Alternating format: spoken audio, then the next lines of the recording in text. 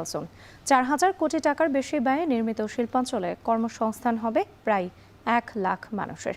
ইতিমধ্যে এখানে বিনিয়োগের আগ্রহ জানিয়েছে 30টি চীনা প্রতিষ্ঠান। আনোয়ারায় এই ইকোনমিক জোনের ভিত্তিপ্রস্তর উদ্বোধন অনুষ্ঠানে যোগ দেবেন অর্থ ও স্বরাষ্ট্রমন্ত্রী।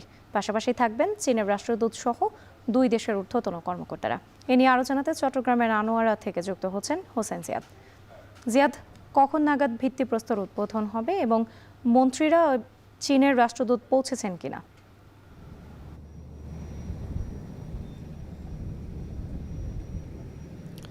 রাত্রি এখনও তারা পৌঁছেননি। আমরা যতটুকু জেনেছি সকাল 11:30 নাগাদ তারা এখানে এসে পৌঁছাবেন এবং দুপুর 12টার পরে ভিত্তিপ্রস্তর স্থাপন হবে বা ভিত্তিপ্রস্তর স্থাপনের উদ্বোধন হবে। এরই মধ্যে যারা চীনা বিভিন্ন কর্মকর্তারা রয়েছেন, চীনের বিভিন্ন ঊর্ধ্বতন কর্মকর্তারা হাই কমিশনে তারা এসে পৌঁছেছেন এবং এখানকার যারা জনপ্রতিনিধি আছেন তারাও কিন্তু এসে পৌঁছেছেন। একেবারে কর্ণফুলী নদীর পাড় ঘেঁষে এই ইকোনমিক জোনটি হচ্ছে, যেটি কর্ণফুলী টানেল, চট্টগ্রাম বন্দর, চট্টগ্রাম বিমানবন্দর থেকে 10 থেকে মাত্র 20 মিনিটের দূরত্ব এবং কর্ণফুলী নদী থেকেও 10 থেকে 15 মিনিটের দূরত্বে এবং খুব চমৎকার একটি লোকেশন বা চমৎকার একটি স্থানে আসলে এই ইকোনমিক জোনটি হচ্ছে, যেখানে প্রায় 4,100 কোটি টাকা বিনিয়োগ হবে, যার মধ্যে 2,000 কোটি টাকা দিবে চীন এবং বাকি টাকা বাংলাদেশ সরকার দিবে।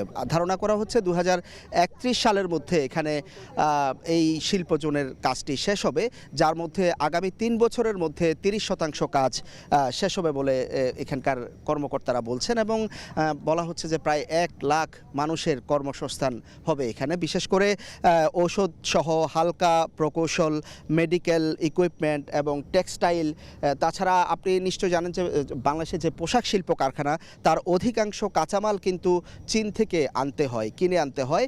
সেই কাঁচামালের কারখানাগুলো হয়তো এখানে স্থাপন হবে, এখানকার কর্মকর্তারা যেটি নিশ্চিত করেছেন। আমরা যেটি আশঙ্কার কথা বলা হচ্ছে যে বর্তমানে যে শিল্পাঞ্চলগুলো রয়েছে সেই শিল্পাঞ্চলগুলোতে আসলে বিশেষ করে চট্টগ্রামে এক ধরনের গ্যাসের সংকট রয়েছে, পানির সংকট রয়েছে, জ্বালানির এক ধরনের সংকট রয়েছে।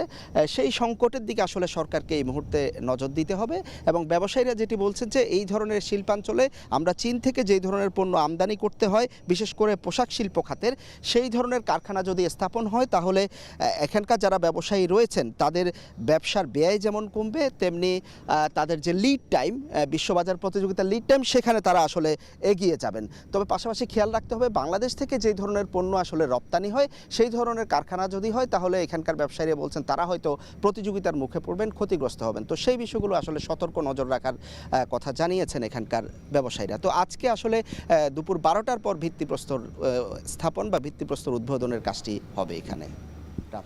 চট্টগ্রামের ইকোনমিক জোনের ভিত্তিপ্রস্তর উদ্বোধনের সবশেষ পরিস্থিতি জানাতে যুক্ত ছিলেন হোসেন জিয়াদ।